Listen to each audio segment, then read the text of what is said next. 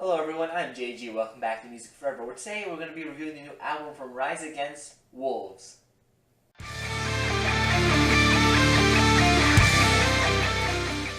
I've been a Rise Against fan for a while now. They're not a band that I've ever been super in love with or anything along those lines, but ever since I really started getting into music, I have liked a lot of their songs. I have liked the majority of their material, and so when I heard this new album was coming out, of course I was looking forward to it. One thing about Rise Against that I typically like is their ability to take punk music and sort of add a more, I guess you could say, pop edge in a sense. Not exactly in a pop punk kind of way, because they're definitely not a pop punk band, but you know, they're definitely not as hardcore as some other punk bands out there. They have some more, they have elements to them that would appeal to a lot more people, I guess is what I'm trying to get at. And that's something I really liked about the band, the fact that they have clean vocals and shouted vocals at times. They have these really fast, aggressive moments, and other times can balance them out with some more alternative-leaning tracks. That's something I've always enjoyed about this band. And here on Wolves, they do follow that pattern pretty well, but I'm not complaining considering it works pretty well for this group. Now, when I've heard the first track from this album, The Violence, when it was released as a single, after my initial listens of the track, it wasn't something that really stuck with me all that much. It wasn't a bad track, but it wasn't something that I was feeling all too much. But coming back to it in the context of this record, I have grown to like the track a lot more. I think it's actually a pretty good track, rather catchy. It just took some time to grow on me. When talking about this album, and with much of Rise Against discography, it's important to talk about the lyrics, specifically the political tone to the lyrics. Now, of course, being a punk band, talking about politics isn't a strange thing for that genre of music.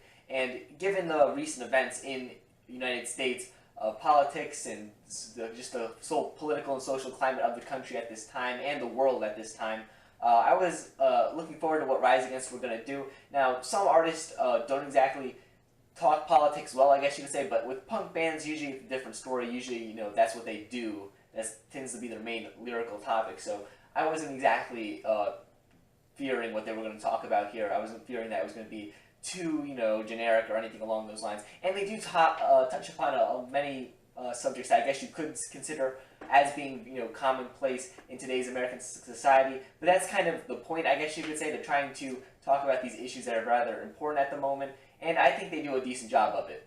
While the majority of the tracks here on this album are political in their tone, most of them aren't in a way that's super obvious or just hitting you over the head with what they're trying to say. Now, of course, the messages are there. I'm not saying that they're so hidden that you can't understand them, but for the most part, it's not super preachy or anything like that. It's just typical, I guess you could say, punk political lyrics.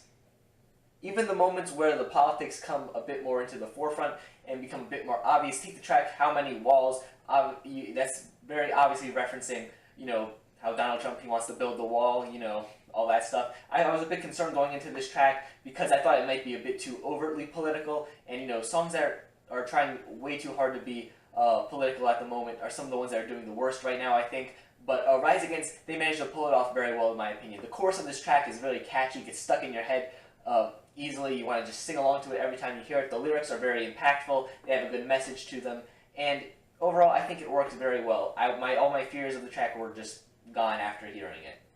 Rise Against show a lot of anger in this political talk that they have. Take the opening track, Wolves, which is another really catchy track. The hook of that track also is getting stuck in my head a lot, even though I've only listened to the record a couple of times.